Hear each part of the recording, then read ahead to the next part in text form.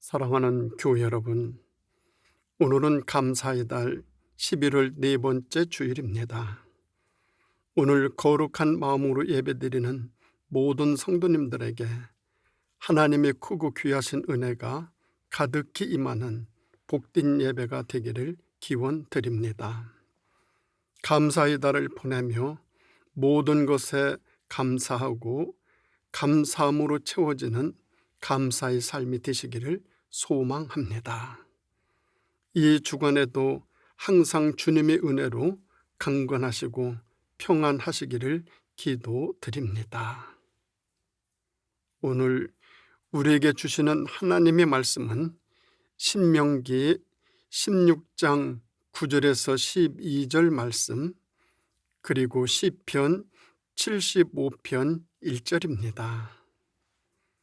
일곱 줄을 셀지니 곡식에 낫을 대는 첫날부터 일곱 줄을 세어 네 하나님 여호와 앞에 칠칠절을 지키되 네 하나님 여호와께서 네게 복을 주신 대로 네 힘을 헤아려 자원하는 예물을 드리고 너와 네 자녀와 노비와 내 성중에 있는 레위인과 및 너희 중에 있는 객과 고아와 과부가 함께 네 하나님 여호와께서 자기의 이름을 두시려고 택하신 곳에서 네 하나님 여호와 앞에서 즐거워할지니라.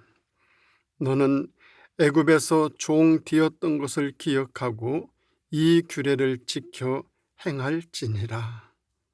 하나님이여, 우리가 주께 감사하고 감사함은 주의 이름이 가까움이라. 사람들이 주의 기이한 일들을 전파하나이다. 아멘.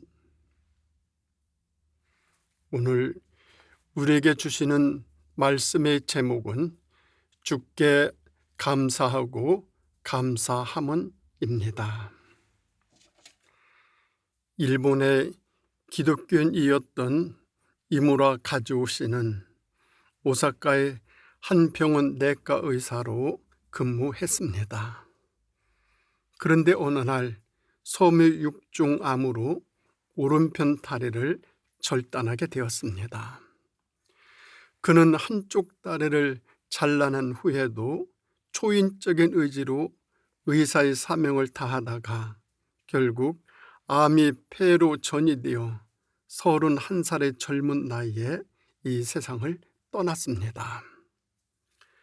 그런데 그가 자신의 죽음을 바라보며 기록한 편지와 글이 종이학이란 책으로 출판되어 초베스트셀러가 되었습니다.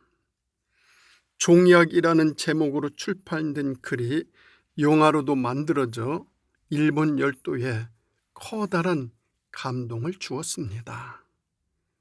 그는 이 책의 내용 중에 소중한 것은 눈에 보이지 않는가 보다 라는 제목의 글을 남겼습니다. 그가 남긴 글은 이렇습니다. 이렇게 아름답고 귀한 것에 사람들은 왜 감사할 줄 모를까? 아버지가 계시고 어머니가 계시다는 것이, 형제가 있고 친구들이 있는 것이, 손이 둘이고 다리가 둘이고 손을 뻗어 무엇을 잡을 수 있고 가고 싶은 곳을 마음대로 갈 수 있다는 것, 소리가 들린다는 것, 목소리를 낼 수 있다는 것, 이것보다 더 멋지고 감사한 일이 있을까? 그런데 이 아름답고 귀한 것에 아무도 감사할 줄 모르고 그거야 당연한 것이라고 말한다. 하루 세 끼 밥 먹고 밤이 오면 잠자고 다음 날 아침을 맞는다는 것, 웃고 울고 노래하고 소리치고 뛰어다닌다는 것, 산을 오르고 바닷가를 거닌다는 것, 온갖 자연의 멋지고 아름다운 것에 아무도 감사할 줄 모르고 산다는 것, 너무나 희한 일이 아닌가. 이 모든 것이 얼마나 눈물나게 소중한 것인지, 이 모든 것이 얼마나 아름답고 신나는 것인지, 이 모든 것이 얼마나 감사한 것인지 아무도 모른다. 그걸 아는 사람은 마침내 그 모든 것을 잃어버려 본 사람만 알 수 있다. 그래요. 우리가 먼저 감사하기보다 나중에 아주 뒤늦게야 씁쓸한 회한 속에서 감사하는 경우가 얼마나 많이 있습니까? 사람이 가지고 있다가 잃어버리고 손을 털어버리고 난 다음에야 뒤늦게 가지고 있는 것이 얼마나 소중한가를 그때 비로소 알게 됩니다. 우리가 우리 자신과 주위를 곰곰이 살펴보면 감사해야 할 일들이 너무나 많은 것을 깨닫게 됩니다. 먼저 감사하며 살면 더욱 행복할 텐데 감사에 무감각한 삶을 사는 경향이 아주 높습니다. 종은 쳐서 소리가 날 때 비로소 종이 됩니다. 만일 힘껏 쳤는데도 종이 울리지 않는다면 이것은 단순한 쇠붙이일 뿐 종은 아닙니다. 마찬가지로 축복에는 항상 감사가 따라야 합니다. 감사가 없는 축복은 축복이 될 수 없습니다. 참 신앙이란 반드시 감사하는 마음이 뒤따르는 것입니다. 무속신앙과 미신에는 간절한 기원만 있고 감사는 없습니다. 금세기 영성의 사람 맥도날드 목사님은 영혼에도 질이 있다고 강조합니다. 사람의 성품에 질이 있는 것처럼 영혼에도 질이 있다고 가르쳐 줍니다. 그는 영혼의 질을 영성이라는 말로 표현합니다. 특히 영성의 본질 중 하나는 감사하는 마음입니다. 영혼의 질이 좋은 사람일수록 감사하는 삶을 삽니다. 여간에서 감사하기 어려운 환경에서도 오히려 넘치는 감사를 드리며 삽니다. 그리고 항상 먼저 감사합니다. 그런 사람에게는 기적이 따라 붙습니다. 하나님은 이스라엘 민족에게 감사하는 삶을 살도록 3가지 명절을 만들어 주셨습니다. 오늘 본문 신명기 16장 전체에서 잘 설명해 주고 있습니다. 유월절, 칠칠절, 초막절입니다. 유월절은 현재의 은혜를 감사드리는 축제요, 초막절은 과거의 은혜를 감사드리는 축제라면 칠칠절은 미래의 은혜를 내다보며 감사하는 축제라 할 수 있습니다.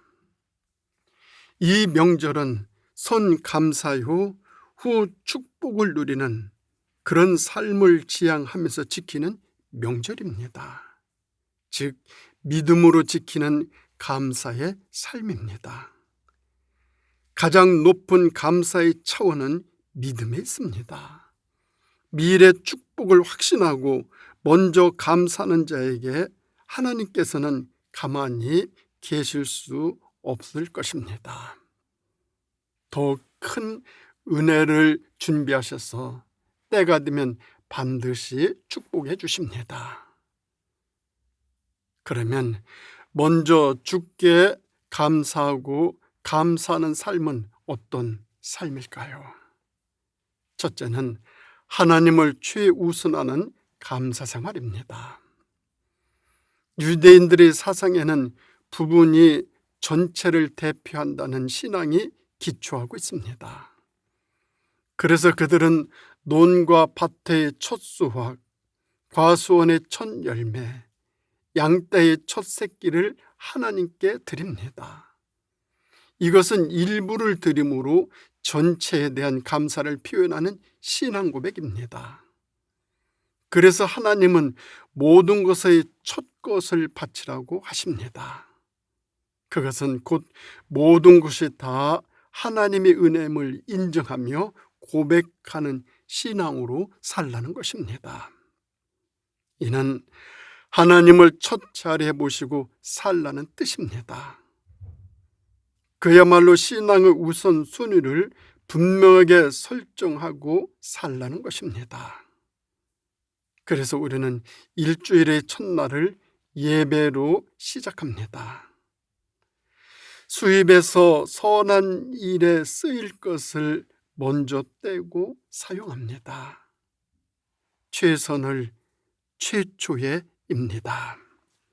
하나님이 좋아하시는 일을 최우선하는 삶을 살라고 노력합니다. 하나님을 최우선으로 사는 만큼 최상의 삶이 펼쳐집니다. 그러나 하나님을 최우선하지 아니할 때 감사할 마음이 사라집니다. 그 이유는 자신보다 많은 것, 나은 것, 좋은 것과 비교하기 때문입니다. 아래를 보고 비교하기보다는 높은 것을 보고 비교하기 때문에 감사하지 못합니다. 자신보다 조금만 낮은 것을 보아도 쉽게 감사할 수 있습니다.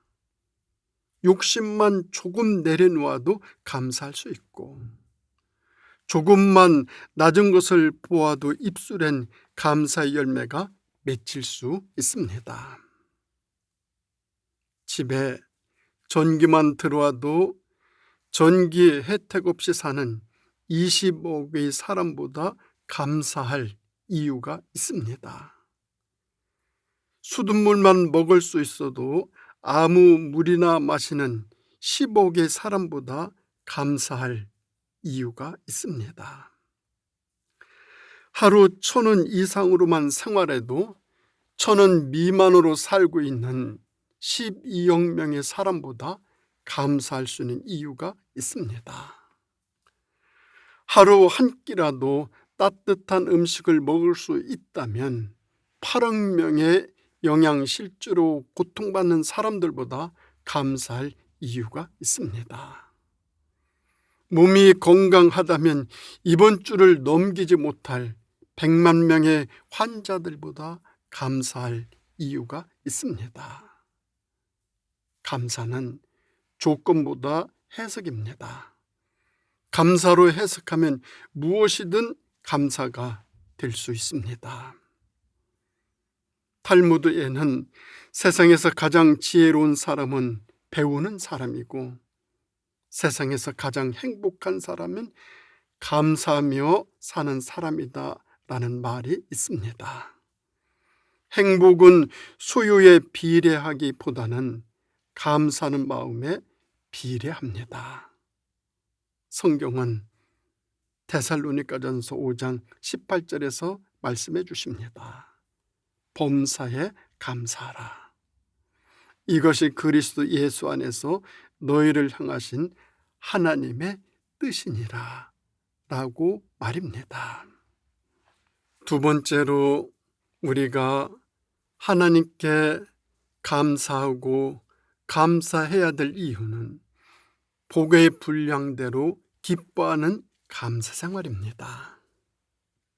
감옥과 수도원은 고립이란 점에서 비슷하지만 그 내용에 있어서 엄청난 차이가 있습니다. 이 차이에 대해 미국의 데이비드 소포 목사님은 다음과 같이 말했습니다. 감옥과 수도원의 근본적인 차이는 단지 불평하느냐 아니면 감사하느냐는 차이일 뿐이다. 수감된 죄수가 수도자와 같은 마음을 가질 때 감옥은 수도원으로 승화될 것이고, 반면에 수도자가 불평의 마음을 가질 때 수도원은 감옥으로 전락할 것이다 라고 했습니다. 감옥과 수도원의 차이는 불평과 감사의 차이입니다. 감옥에서는 하루하루가 대개 불평으로 가득하고 수도원에서는 하루를 감사로 시작하여 감사로 마칩니다.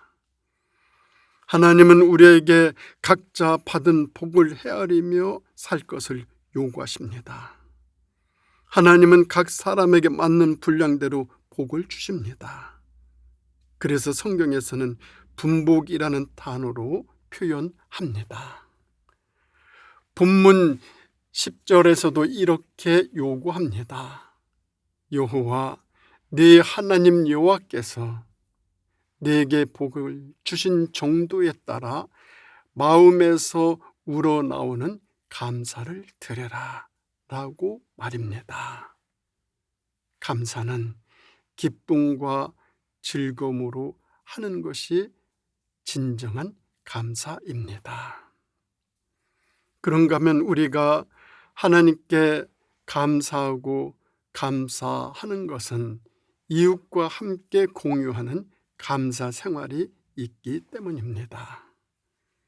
이스라엘 백성들이 지키는 명절에는 소중한 의미가 함축되어 있습니다. 그것은 자신이 받은 은혜와 축복에 감사하는 것이지만 동시에 여러 이웃들을 초청하여 나눔의 행복을 함께 공유하는 것입니다. 특히 나그네, 고아, 과부와 함께 행복한 축제를 공유하는 것입니다. 성경에서 이 세 부류의 사람은 사회적으로 3대 약자를 지칭합니다. 성경에서는 이 세 부류의 사람이 항상 함께 언급됩니다. 그들은 모두 사랑의 보살핌과 후원의 손길이 필요합니다. 오늘도 우리는 힘들고 어려운 이웃을 돕고 베풀기 위해서 마음을 모읍니다. 구제와 자선을 개인적으로도 할 수 있지만 주님은 같이 힘을 합해서 하라고 하십니다. 시편 41편 1절을 보면 가난하고 힘없는 사람을 돌보는 사람은 복이 있다. 재난이 닥칠 때에 주님께서 그를 구해 주신다. 잠언 19장 17절에서는 가난한 자를 불쌍히 여기는 것은 여호와께 꾸이는 것이니 그 선행을 갚아 주시리라 말씀하셨습니다. 맑은 마음 나누기라는 글을 소개해 드립니다.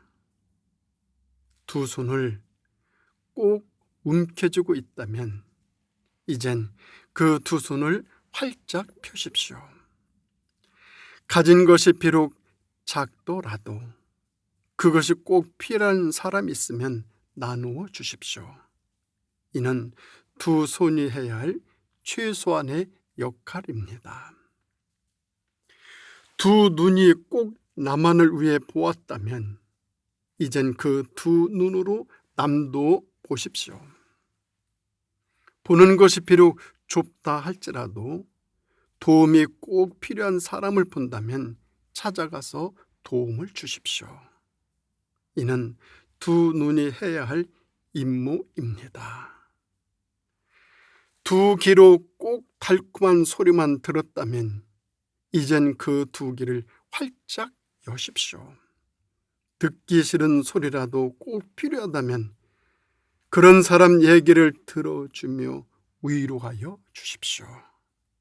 이는 두 귀가 마땅히 해야 할 일입니다. 입으로 늘 불평만 하였다면 이제 그 입으로 감사하십시오. 받은 것이 비록 작다 해도 다른 사람과 손잡고 웃으면서 고마워하십시오.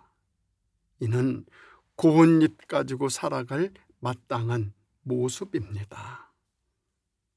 마음을 꼭 닫고 살았다면 이젠 그 마음 문을 활짝 여십시오. 마음씀이 비록 크지 않더라도 그것을 주변 사람들에게 미소로 나누며 사시기 바랍니다. 이렇게 사랑을 나누는 것이 하나님의 형상대로 창조된 사람의 마땅한 도리입니다. 감사는 계절도 시간도 없습니다. 감사는 어느 곳에든지 캐낼 수 있는 마음 따뜻한 선물입니다.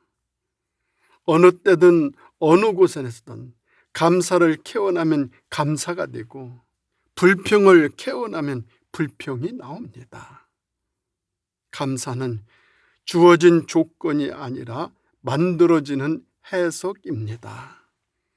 부족하여도 감사를 잉태한 자는 감사를 낳고 풍족하여도 불평을 잉태한 자는 불평을 낳습니다. 감사는 소유의 크기가 아니라 생각의 크기이고 믿음의 크기입니다. 소유에 비례하는 감사는 소유에 비례한 불평을 낳고 믿음의 감사는 조건에 매이지 않아 사람을 행복하게 하고 자신을 풍요롭게 만듭니다. 감사는 은혜를 아는 자의 마음의 열매이며 섭리를 수용하는 자의 사유의 방식입니다. 감사한 만큼 삶이 여유 있고 따뜻해집니다. 이번 제가 아플 때 저는 약으로 될 줄 알고 3번째 간 병원에서 의사 선생님에게 증상을 말하자 큰 소리로 화를 내며 긴급하게 저를 아주대병원 응급실로 입원시킨 의사 선생님께 감사드립니다. 5일 동안 고열과 두통과 어지러움이 심할 때 의료진들의 세심한 돌봄에 정말 감사를 드립니다. 그리고 저는 우리 영통구에 아주대 병원이 있다는 것이 얼마나 감사한지 이번 아프면서 새삼 알게 되었습니다. 이 모두가 주께 감사하고 감사할 뿐입니다. 모든 것이 감사입니다. 모든 것이 감사입니다. 기도드리겠습니다. 하나님 아버지, 감사드립니다. 귀하고 복된 감사의 달 마지막 주일에 살아가는 저희들의 모든 삶이 감사로 시작해서 감사로 맞춰질 수 있도록 인도하여 주시고 모든 것이 주께 감사하고 감사할 뿐입니다. 더더욱 저희들의 삶이 감사함으로 채워지고 감사함으로 이어지고 감사함으로 열매 맺어 하나님께 영광 드리는 삶 꼭 살아갈 수 있도록 인도하여 주시기를 예수님의 이름으로 간절히 기도드립니다. 아멘.